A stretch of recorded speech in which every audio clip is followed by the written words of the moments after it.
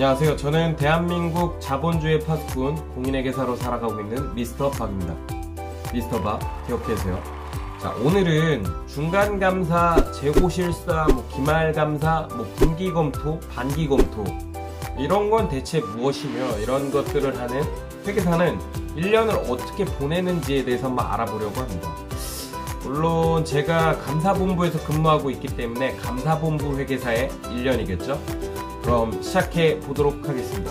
1년은 총 4개의 분기로 이루어져 있습니다. 1분기, 2분기, 3분기, 4분기. 그리고 회계사가 감사를 하는 것은 크게 회계 원리에서 배웠던 절량과 유량이 반영된 재무제표가 적절하게 제대로 작성이 되었는지에 대해서 우리가 감사를 하는 거고요. 재무제표를 보면 종류가 5가지가 있죠.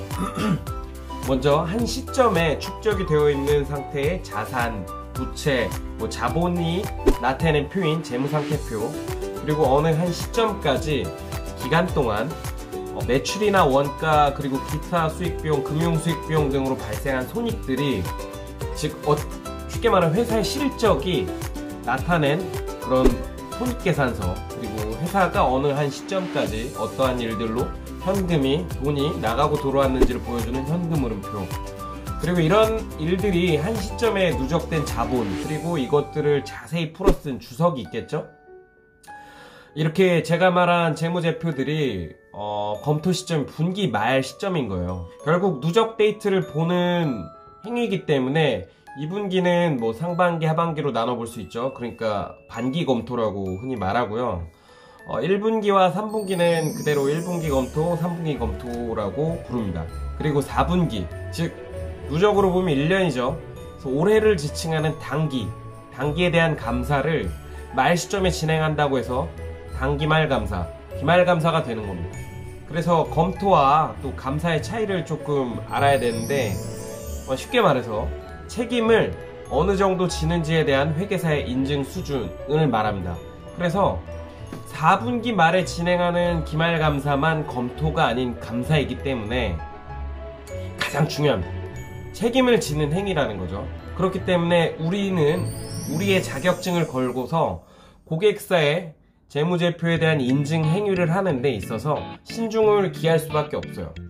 그래서 신중을 기하기 위해서 1분기 그리고 반기, 3분기를 수행하는 거고요. 분반기 검토의 경우에는 일정 요건도 갖추고 규모를 갖춘 회사에 대해서 수행을 합니다.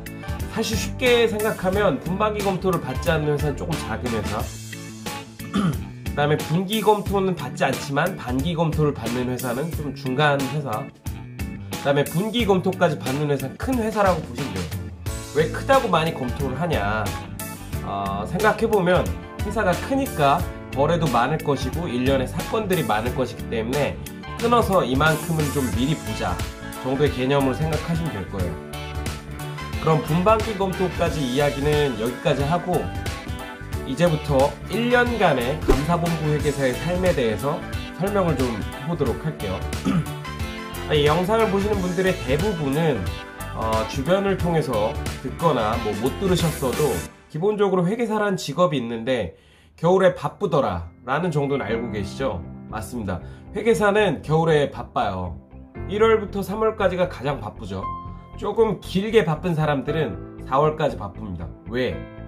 이때가 바로 소위 회계사들이 말하는 시즌이라는 기간이거든요. 그럼 왜 3월이고 4월이고 차이는 뭐냐?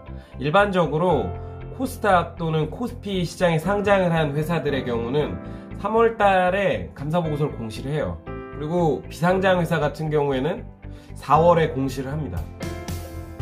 주주총회 일정에 따라서 공시 일자가 조금 다를 수 있는데 주주총회 일자가 연동이 되긴 하지만 일반적으로 3, 4월에 다 공시를 합니다. 그렇기 때문에 회계사들은 1월부터 3월 내지 4월까지 바쁘고 휴가를 보통 3월 말 또는 4월에 많이 떠납니다. 휴가는 일반적으로 다들 고생했으니까 한 2주 정도 써서 해외여행 가시는 분들도 많이 있고요. 다녀오면 또 이래야죠. 각 분기가 3개월씩이잖아요. 12개월이니까 4분기까지 있으니까 나누면 3. 그러니까 3개월씩이기 때문에 1분기 같은 경우에는 4월 중순쯤이면 결산이 다 진행되고 완료가 됐을 테니까 또 검토를 해야 돼요. 그리고 1분기 검토를 떠나서 5월 15일에 공시를 하고 또 잠시 쉬죠. 그리고 6월 말 결산이, 즉 반기 검토를 우리가 수행할 수 있을 때까지의 결산이 완료가 되면 7월 8월에는 또 반기 검토를 위해서 떠납니다. 그런데 반기부터는 검토를 받는 회사도 많아지고 1년 중에 절반이라는 시간이 좀 흐른 상태잖아요. 그러니까 우리는 우리 자격증 걸고 일을 하는 데 있어 그냥 막 아무렇게나 대충 짧게 계획 세워서 가면은 빵꾸 날 수도 있잖아요. 그러니까 계획이라는 걸 세웁니다. 회계사에 인증이 필요한 회사를 담당하는 인게이지먼트 파트너부터 인게이지먼트 매니저 그리고 인차지를 포함한 팀원 모두 다 같이 모여서 1년간의 감사 계획을 좀 세워요. 중점적으로 우리가 이건 좀 중요한 것 같은데 여기 좀 자세히 보자.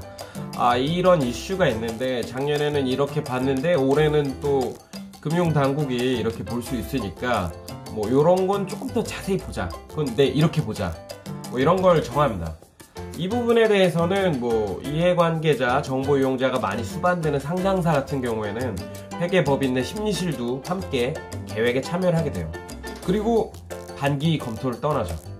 아무래도 대부분의 회계사들이 반기 검토를 수행할 텐데 그러다 보니까 아마도 1년 중에 두 번째로 바쁜 시기에 해당할 거라고 생각이 돼요. 물론 첫 번째는 1월부터 3월달이 제일 바쁠 거예요. 네. 그리고 두 번째로 바쁘다는 그 반기 검토를 마쳤습니다. 그럼 또 잠시 휴식기를 가지죠. 그러다 보면 9월에 새로 합격한 신입 회계사들이 입사를 또 할 거고 10월 초중순에 다시 또 3분기 검토를 떠날 거고 여기까지는 좀 반복이라는 느낌이 좀 드는데 3분기 검토를 다녀오고 나서는 새로운 뭔가를 합니다. 11월, 12월에 제일 많이 하는데 그게 바로 중간감사예요. 중간감사는 무엇이냐? 기말감사의 성격, 얼마나 빡세게 할지, 기말감사의 범위, 얼마나 많이 볼지, 기말감사의 시기, 언제부터 언제까지 할지에 대해서 정하기 위해 수행하는 감사인데 그런 것은 어떻게 결정하는지에 대해서 간단히 설명드릴게요. 쉽게 말해서 회사의 내부 통제가 얼마나 잘 이루어지는지에 대해서 감사를 하는 건데 내부 통제란 무엇이냐? 예를 한번 들어볼게요. 어떤 회사에 돈을 담당하는 부서가 있습니다. 자금팀. 근데 한 명이에요. 그 사람이 회사의 OTP 카드, 보안 카드, 그다음 금고 관리까지 모두 다 한다고 생각해보세요. 조금 위험하죠. 그 사람 솔직히 치밀하게 계획을 세워서 돈을 다 가지고 도망가면 횡령이 되는 거예요. 그렇기 때문에 일반적으로 회사들은 이런 것들을 역할을 나누어서 분장을 하고 있습니다. 뭐 OTP 카드는 뭐 재무부장이 가지고 있고 사용함에 있어서 그 금액 크기가 뭐 크면 뭐 승인을 뭐 재무이사한테까지 얻고 뭐 이런 행위들이죠. 이런 행위들이 회사의 내부 통제인데 이런 것들이 여러 측면에 있어서 잘 되어 있다. 그러면 올바른 통제에 의해서 이상한 거 없이 재무제표에 통제가 안 돼서 재무제표가 잘못될 확률은 좀 줄어들 거잖아요. 그렇기 때문에 우리는 회사를 내부 통제가 잘 되어 있다면 어느 정도 신뢰를 하고 감사 범위를 좀 축소할 수 있겠죠. 그런데 잘 안 되어 있다. 그럼 무조건 확대해야 됩니다. 그래서 중간 감사를 하는 거고 이 감사 수행 범위의 축소와 확대가 기말 입증 감사의 성격, 범위, 시기를 정한다고 할 수 있습니다. 그래서 중간 감사에는 보통 인터뷰, 즉 질문을 통해서 감사 절차를 수행하고 보통 뭐 이미 샘플 추출 같은 거 통해서 통제 여부가 잘 되어 있는지에 대해서도 확인을 합니다. 회사가 뭐 인터뷰만 하면 또 거짓말할 수도 있잖아요. 근데 실제로 통제 절차가 있는지 우리가 샘플을 통해서 확인을 하면 통제가 잘 되어 있구나 이런 걸 알 수 있는 거죠. 그래서 이렇게 중간 감사를 마치고 나면 어느덧 송년회도 하고 날도 추워지고 캐롤도 보이기 시작하는 들리기 시작하는 12월 말 즈음이 됩니다. 이때가 마지막 휴식기 재고 실사철이 되는데 뭐 요새 이제 슬슬 다가옵니다. 12월 말 또는 1월 초에 재고 실사를 하는데 재고 실사란 무엇이냐? 실사 대상의 회사가 어느 한 날, 어느 한 시점에 정지를 했어요. 가동을 안 하고 아무것도 안 하고. 그랬을 때 회사의 재고자산이 얼마나 있나를 보는 건데, 우리가 직접 실사, 그러니까 세는 게 아니고 실사 입회를 하는 거예요, 회계사들은. 그래서 회사분들이 실사, 즉 카운팅을 하셔야 되고, 우리는 그 카운팅을 뭐 놓치는 거 없이, 이상하게 세는 거 없이 잘 하고 있는지에 대해서 보는 거죠. 그게 실사 입회입니다. 그러다 보니까 결국 우리도 같이 카운팅을 하게 돼요. 내가 센 거랑 이 사람이랑 센 거에 차이가 있으면 안 되니까. 그리고 이 실사를 12월 말이나 1월 초에 하는 이유는 뭘까요? 당연히 우리가 감사하는 재무제표가 12월 말 기준일 거잖아요.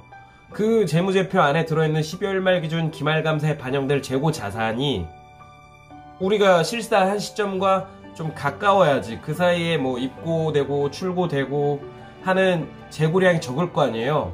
결국 우리는 이걸 다 확인해야 되기 때문에 확인할 수 있는 양을 줄이려면 12월 말이나 1월 초에 재고 실사를 합니다.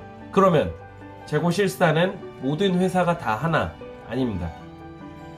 재고 자산이 주된 자산인 제조업인 경우는 당연히 해야겠죠. 근데 재고 자산이 거의 없거나 아주 미미한 그런 회사도 있어요.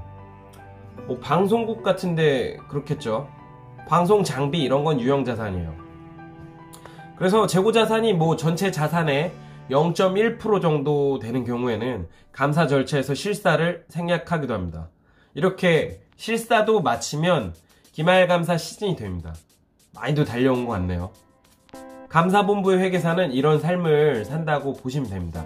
그리고 앞서 설명에 있어서 제가 말씀드릴 때 쉰다고 하는 시점들이 있었잖아요. 뭐 분기 끝나고 잠깐, 뭐 반기 끝나고 잠깐, 그때 하는 일들을 보통 일반적으로 회계사들은 용역이라고 하는데, 용역은 뭐 어떤 일을 하냐, 회계 기준서가 개정되거나 뭐 그로 인해서 회계사들이 정확히 이해를 하고 숫자가 변동한 효과를 측정해야 되는데, 그걸 회계사들이 제일 잘해. 그러면 회사가 하는 것보다 돈 주고 그냥 회계사 쓰자 해서 우리가 하는 일이 용역인 거죠. 근데 감사하는 회계사들이 하지 않아요. 왜 감사하는 회계사가 하지 않느냐? 당연히 내가 용역을 수행해서 숫자를 뽑았어요. 그 다음에 이게 뽑은 숫자가 재무제표에 반영이 될 거잖아요. 그러면 기말돼서 감사하는 사람도 난데, 내가 뽑은 숫자를 내가 감사하는 것도 웃기잖아요. 이상하죠? 이런 걸 자기검토 위협이라고 합니다. 그래서 용역은 감사하는 회계사가 안 하고 다른 법인이 하거나 합니다. 요즘 솔직히 용역이 좀 많아요.